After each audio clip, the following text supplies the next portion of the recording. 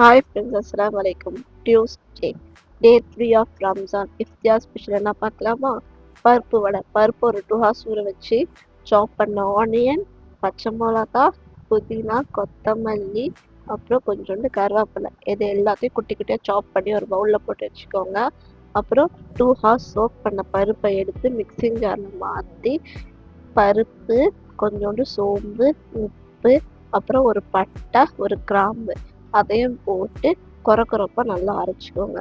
அரைச்சதுக்கப்புறம் நம்ம கட் பண்ணி வச்சுருக்கோம்ல ஆனியன், அதில் எல்லாத்தையும் நல்லா மிக்ஸ் பண்ணி ஒரு 1/2 hour அதை தனியாக எடுத்து வச்சிடணும். வச்சதுக்கப்புறம் கடாய் வச்சு எண்ணெய் ஊற்றி எண்ணெய் சூடானதுக்கு அப்புறம் வடையை ரவுண்டாக நல்லா தட்டி நம்ம சுட சுட எண்ணெயில் போட்டு நல்லா ப்ரௌனிஷ் ஆகிற வரைக்கும் வறுத்து எடுத்தோம். சூப்பரான பருப்பு வடை ரெடி.